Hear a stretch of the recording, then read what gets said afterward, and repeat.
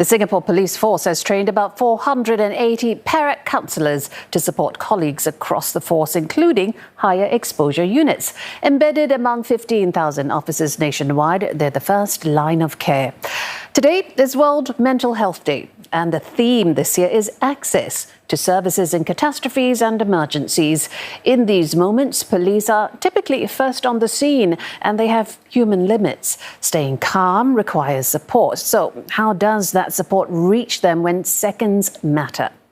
Well, inside SPF, the Police Psychological Services Department runs a layered system of prevention, crisis response and long-term care, all to keep officers steady when chaos erupts. Now, round-the-clock support is available through a counselling hotline staffed by psychologists. Officers may self-refer for confidential counselling or be supervisor-referred for coordinated support.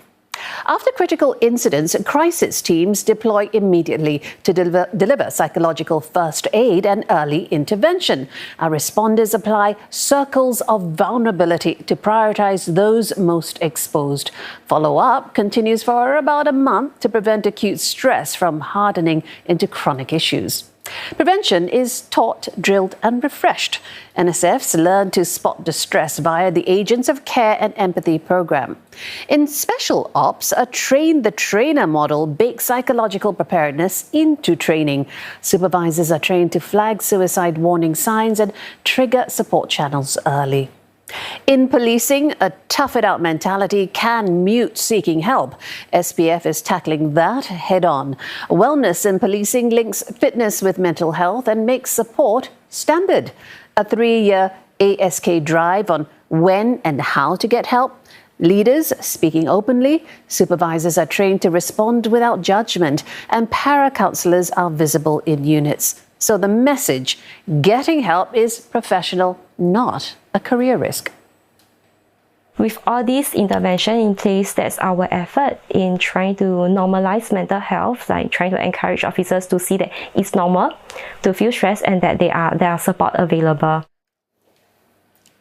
Elite police train for chaos and for the toll it takes. Para-counsellors carry support to officers at base, with 30 assigned to more than 900 officers in the Special Operations Command. CNA reporter Noah Kong spent a day inside the grind, facing the same stresses and showing how he coped under pressure. These scenes of the December 2013 Little India riot shook Singapore. Today, there's a steely resolve to prevent history from repeating itself. Drills like these aim at sharpening the readiness of police tactical units to handle similar incidents.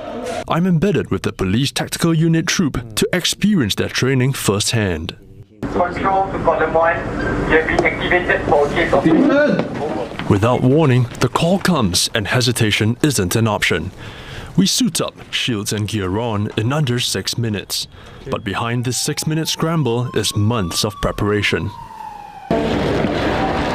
From the moment our boots hit the ground, the chaos is immediate. Before contact, officers visualize the room, sync on cues, and use tactical breathing, 4 counts in, 4 counts out, to keep decisions crisp. Objects fly from blind corners and visibility drops. The physical toll builds fast. I'm wearing up to 20 kilograms of gear and a shield that feels heavier with every push. But the real test is mental. Control, restraint, command under pressure. Pinning suspects down while staying composed, the pressure rises in an already volatile scene. Ready? We navigate unknown rooms, unseen threats. It means split-second choices at every door. Every room presents a tactical challenge. Roles, angles, non-lethal options. Training compresses it all into muscle memory, so commands land even in the confusion. No joke.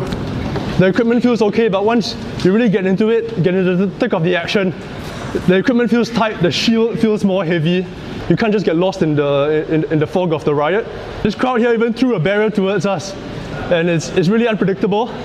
And you think you have your tactics planned, but when you're in it, you really get lost, and you just got to listen to the instructions of your team leader, your troop leader, and trying to keep your calm. We have to have that situational awareness also, tactical awareness also of our surroundings. That's why as a team we have to ensure that we are covering all angles, covering each other. Because there's only so much an individual can focus on, but when we have a lot of pair of eyes, a lot of brains, I think it makes the team function much more better. The intensity of elite policing demands deliberate mental conditioning. They undergo rigorous selection, and psychometric psychological assessment is one part.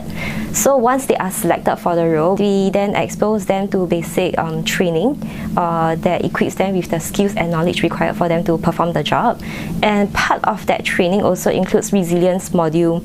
At the base level, it's a lot of psychoeducation. So how to identify stress response, how to regulate your emotions, how to cope, how to remain calm under high stress situations.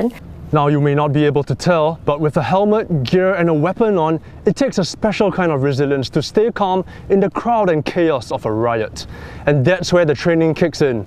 Now they visualize the scene ahead and they do tactical breathing, all to steady their nerves and follow instructions to a T, and so that the mission can be a success.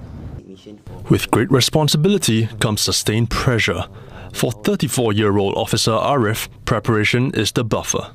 In terms of the training wise, we have to always take it seriously and then treat it as though it's a real life scenario, so that in the actual activation, we under that stress and duress, we were able to fall back to our basics and execute it well.